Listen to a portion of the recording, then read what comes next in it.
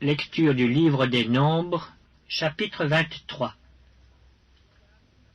Balaam dit à Balak, « Bâtis-moi ici 7 autels, et prépare-moi ici 7 taureaux et 7 béliers. » Balak fit ce que Balaam avait dit, et Balak et Balaam offrirent un taureau et un bélier sur chaque autel.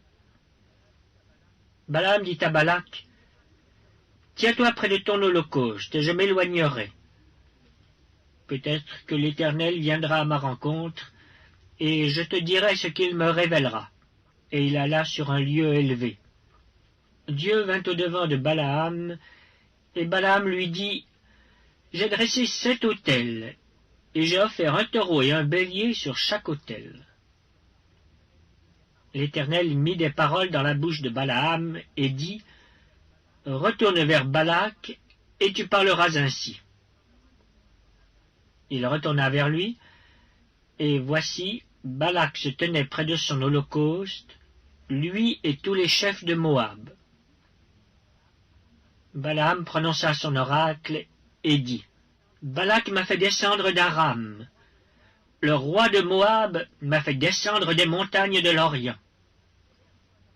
Viens, maudis-moi Jacob.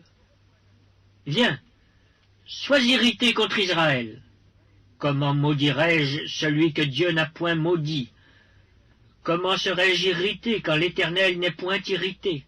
Je le vois du sommet des rochers, je le contemple du haut des collines.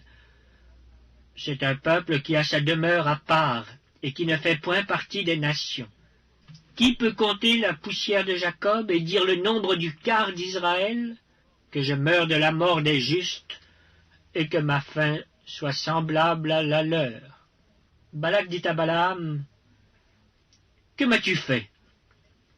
Je t'ai pris pour maudire mon ennemi, et voici tu le bénis. » Il répondit et dit, « N'aurais-je pas soin de dire ce que l'Éternel met dans ma bouche? » Balak lui dit, « Viens donc avec moi dans un autre lieu, d'où tu le verras.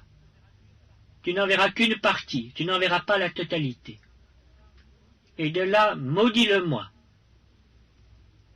Il le mena au champ de Tsophim, sur le sommet du Pisga. Il bâtit 7 autels, et offrit un taureau et un bélier sur chaque autel. Balaam dit à Balak, « Tiens-toi ici près de ton holocauste, et j'irai à la rencontre de Dieu. » L'Éternel vint au-devant de Balaam. Il mit des paroles dans sa bouche et dit, « Retourne vers Balak, et tu parleras ainsi. » Il retourna vers lui, et voici, Balak se tenait près de son holocauste avec les chefs de Moab. Balak lui dit, « Qu'est-ce que l'Éternel a dit? » Balaam prononça son oracle et dit, « Lève-toi, Balak, écoute. Prête-moi l'oreille, fils de Tsippor. Dieu n'est point un homme pour mentir, ni fils d'un homme pour se repentir. Ce qu'il a dit ne le fera-t-il pas? Ce qu'il a déclaré ne l'exécutera-t-il pas? Voici, j'ai reçu l'ordre de bénir. Il a béni, je ne le révoquerai point. Il n'aperçoit point d'iniquité en Jacob, il ne voit point d'injustice en Israël. L'Éternel, son Dieu, est avec lui. Il est son roi, l'objet de son allégresse. Dieu les a fait sortir d'Égypte, il est pour eux comme la vigueur du buffle. L'enchantement ne peut rien contre Jacob, ni la divination contre Israël. Au temps marqué, il sera dit à Jacob et à Israël quelle est l'œuvre de Dieu. C'est un peuple qui se lève comme une lionne et qui se dresse comme un lion. Il ne se couche point jusqu'à ce qu'il ait dévoré la proie et qu'il ait bu le sang des blessés. Balak dit à Balaam, « Ne le maudis pas, mais du moins ne le bénis pas. » Balaam répondit et dit à Balak, « Ne t'ai-je pas parlé ainsi?